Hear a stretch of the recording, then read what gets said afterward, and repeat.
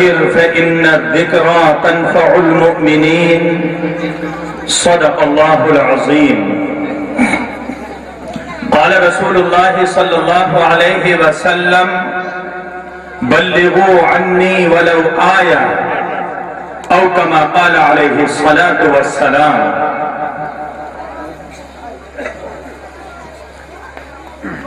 मुअज़्ज़ज़ सामीन इकराम, बहुत दूर दराज तक इस माइक की आवाज पहुंच रही और उसको समाअत फरमा रहे हैं। अपने अपने घरों, अपने अपने आवासों, चौपालों, दोराहों और चौराहों पर चलने वाले भी आज के इस मुनाकिद होने वाले प्रोग्राम की आवाज को अपने कानों में गुनगुनाते और गुंजारते हुए महसूस कर रहे हैं। जहां तक भी इस माइक की आवाज पहुंच रही है, मैं तमाम हजरात से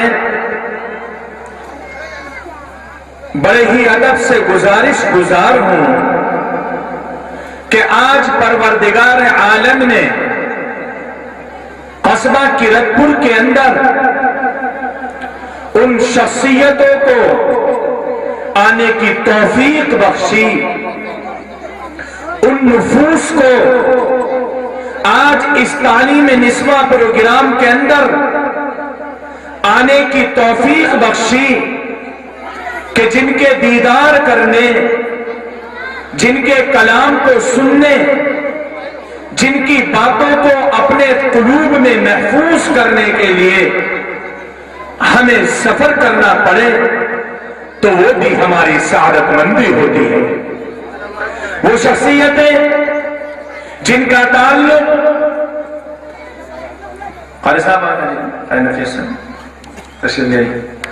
उलमा इकराम, मुअक्कर उलमा इकराम, अइम्मा निज़ाम,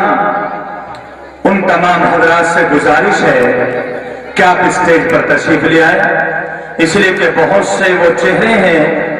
कि जिनकी शनासाई नहीं हो पाती और वो अपने आप में एक बड़ी शख्सियत होते हैं। अइम्मा निज़ाम भी है, मदारिस के जिम्मेदार भी है। ये गुस्ताखी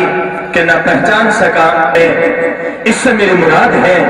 हजरत मौलाना अकीदुर रहमान साहब कटकी, जो कि उड़ीसा से तशरीफ लाए हैं। इनके अलावा हमें सादत हासिल हुई है एक ऐसी शख्सियत की कि जो शख्सियत अगर उसका तज़किरा मैं दूर तक करूं, उसका तारुफ में अगर बहुत आगे तक कराऊं तो उसके तारुफ के लिए वक्त दरकार होता है, लेकिन इन चंद जुमलों में उसका तारुफ हो जाएगा कि हिंदुस्तान को आजादी का तमगा दिलाने में अहम किरदार अदा करने वाली वो अजीम शख्सियत, हिंदुस्तान का वो अजीम सपूत कि जिसको दुनिया ने भी सराहा है, अपनों ने सराहा, कोई कमाल नहीं है, गैरों ने भी सराहा है, और गैरों के अलावा आपको दुनिया की वो मकबूलियत मिली कि जिस मकबूलियत को हासिल करने के लिए बहुत कुछ करना पड़ता है, और इंदल्लाह भी वो मकबूलियत इंशाअल्लाह मिले ही है कि जिस मकबूलियत के लिए की शहादत एक ऐसी शख्सियत ने दी थी, जो शख्सियत हिंदुस्तान का वो सपूत बना कि हिंदुस्तान की तारीख में अगर उसका नाम न लिखा जाए तो किताबों को पढ़ने वाले उलमा, किताबों को पढ़ने वाले मुफ्तियान, किताबों को पढ़ने वाले काजी, कोई आलिम मुफ्ती नहीं बन सकता जब तक उनका तारुफ और उनका मुताला न हो जाए, जिसको दुनिया हकीमुल उम्मत हजरत मौलाना अशरफ अली थानवी रहमतुल्लाह अलैह के नाम से जानती है। हजरत थानवी ने उसी सबूत को यूं कहा था एक मौके पर, जब वो मगरिब की नमाज अपने घरों में सूरह नूर सिखा दो,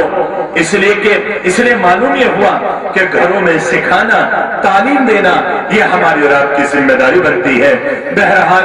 मैं सिर्फ प्रोग्राम मुझे शुरू कराना है, खिताबात तो उलमा के होंगे,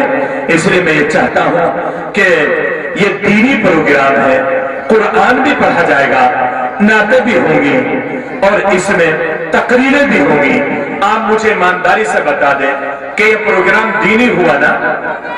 भाई दीनी प्रोग्राम होगा ना ये तो। और दीनी प्रोग्राम के सिलसिले में मैं और आप एक बात जहन में रख लें कि अल्लाह ताला ने किसी भी इंसान को मकबूल बनाने के लिए उसकी पूरी अमली जिंदगी का दायरा खींचा है,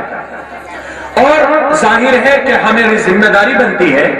कि हम उस पर अमल कर लें। और मुसलमान सबसे पहला वो शख्स है जो अल्लाह के नबी सल्लल्लाहु अलैहि वसल्लम की बातों पर अमल करे। तो मेरे दोस्तों, बुजुर्गों, मेरे आका अलैहिस्सलातु वत्तस्लीम की जो तालीम मिलती है वो ये नहीं मिलती कि कुरान पढ़ा जाए, मैं और आप उसका अदब और एहतराम न करें, अल्लाह के नबी का तज़किरा हो, मैं और आप उसका एहतराम न करें, ये हमारी शान नहीं है ना। तो इसलिए मैं गुजारिश करता हूं, आप जो हजरात पीछे बैठे हैं, जो हजरात बहुत पीछे बैठे हैं, मेरी आवाज आ रही है, सुन रहे हैं, आप आगे आ जाएं